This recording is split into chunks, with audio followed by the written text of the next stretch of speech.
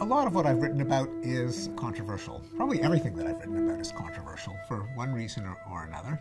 But nothing so much as, ironically, music. For some reason, people desperately want music to be an adaptation, even though, as far as I'm concerned, the evidence for any of those theories is pretty flimsy. And I think it's because people confuse the notion of an adaptation in Darwin's strict biological sense, namely a heritable feature of an organism that led its ancestors to have more surviving offspring in the environment in which it evolved. Adaptive in a sense of being healthy, valuable, desirable, worth promoting. People want the kinds of things that they think are important in life to be biological adaptations, to be part of human nature. And because music is uplifting and it brings people together and it gives pleasure, people kind of want it to be there for a reason. Conversely, there are other things that probably do have a basis in our evolutionary history, but that are kind of ugly, that people often deny are adaptations, which I suspect are, like revenge, like the greater aggressiveness of males than females. There's excellent reason to believe that those really are adaptations, even though we'd rather not have them. People bring their moral expectations into their evaluation of scientific hypotheses, which I think is a mistake both for the science and for our best moral beliefs. The moral and political emotional colorings of human nature set the stage for perhaps my most controversial book called The Blank Slate, The Modern Denial of Human Nature. The Blank Slate, or tabula rasa, referring to the hypothesis that I reject, namely that the mind is a blank slate without any evolutionary structuring.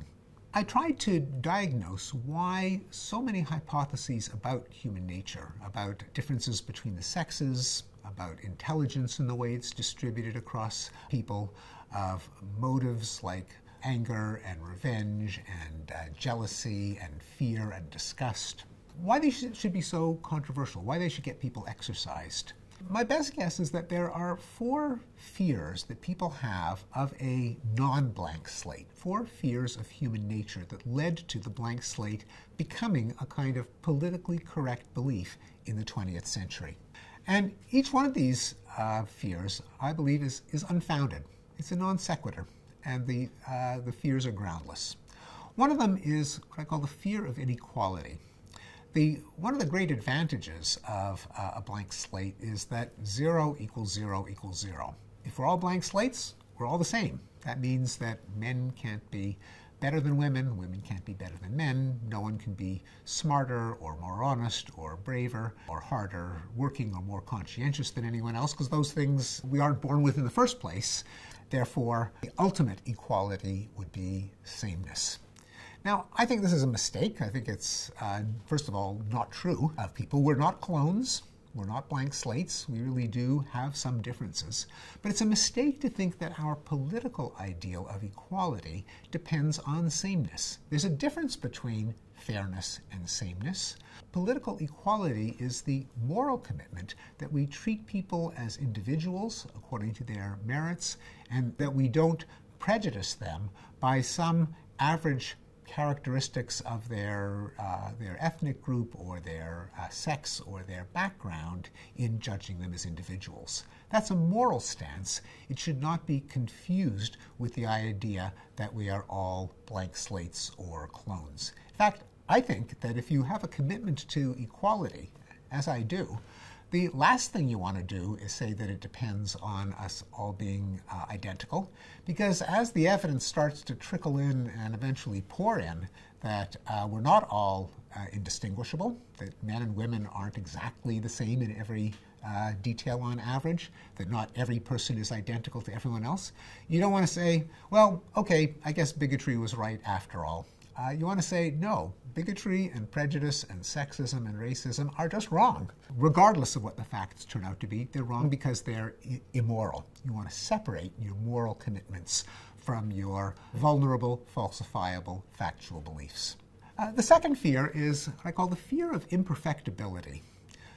If you believe that humans are blank slates, well, then anything's possible. If we have the right kind of cultural messages, the right kind of parenting, the right kind of schools, the right kind of government programs, then all of these nasty traits of annoying human beings that we see all the time, the jealousy, the selfishness, the irrationalities, the overconfidence, things that we don't have to live with forever, we can kind of program them out because they were programmed in to begin with. If we're kind of born with them, that seems to lead to the rather depressing prospect that we can never improve society. As they say, you can't change human nature. Therefore, it's better if we believe that humans are blank slates. Now, I think this is a mistake. First of all, I think it's false. I don't think you can program anyone to be anything. And in fact, if you do, you are inviting a totalitarian, coercive regime. If you think that people are just clay to be shaped by authorities. But also, improvement is possible because human nature is so complex. And some parts of human nature can be set against others. Yes, I really do think we are saddled with some rather unfortunate traits like dominance, like revenge. We have a capacity for sadism. We have a capacity for callousness. We can be impulsive. Fortunately, that's not all we have. There are also better angels of our nature. We also have a sense of empathy. We have a sense of self-control. We have the ability to develop moral norms. They're just things that a decent person doesn't do. We're smart. We can figure out workarounds for some of the flaws in human nature, just the way we solve other problems facing us, like hunger and disease. And we can come up with institutions like a justice system and the rule of law, a school system that can work around our flaws and use some parts of human nature against the other. There's a third fear that leads to people wanting us to be blank slates, and that's the fear of determinism. The idea that if behavior is, as they say, in the genes or programmed by evolution, we'll never be able to hold people responsible for their choices. People will always be able to get off the hook by saying, it wasn't me, it was my genes. I can't help it, I'm a male. I can't help it, I'm a human. And there'll be an abdication of responsibility. By the way, this is a kind of fear that could also be leveled against the blank slate theory, because if we're products of our upbringing, as B.F. Skinner said, if our behavior is the result of our history of reinforcement and our current stimulus situation and free will is a myth, well, we can't hold people responsible in that scenario either. And in fact, Skinner didn't want to.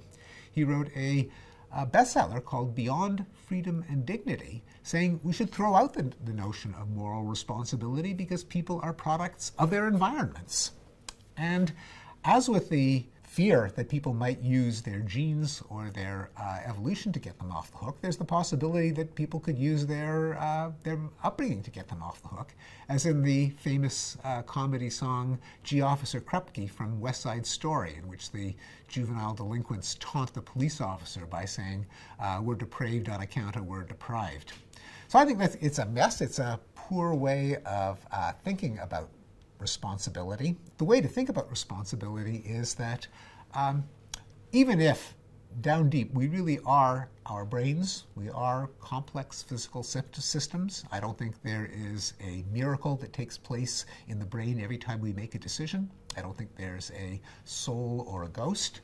On the other hand, our brain is so complex that we respond to the expectations of other people, including other people holding us responsible. If we know that we will, if you rob a liquor store, you'll go to jail.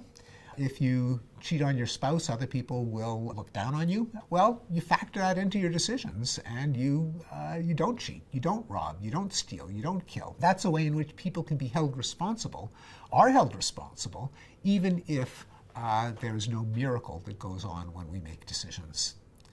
Finally, there's a vague fear that I call the fear of nihilism, that somehow meaning and purpose depends on there being an immortal soul that is perhaps rewarded for its choices in an afterlife. And if it turns out that we're just our brains and that when we're dead, that's the end, well, people won't have anything to live for. Now, I think this too involves a kind of intellectual laziness. For one thing, I don't think there's anything particularly uplifting about belief in an afterlife, because it devalues life on Earth. It says that our years that are alive are an infinitesimal fraction of our existence. Why not blow yourself up to achieve the rewards of martyrdom in paradise? Knowing that every moment of life is a finite, precious gift is what makes us value our lives and the lives of others.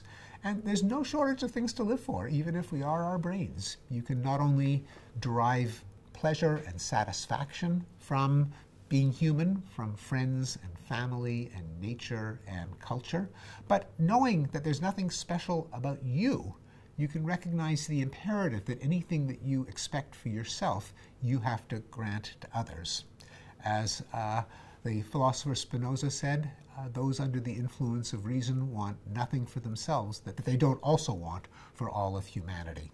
So there is built into our desire to flourish and our capacity for reason we have the grounds of morality and meaning, and we don't need for there to be miracles or souls, even if we are products of evolution.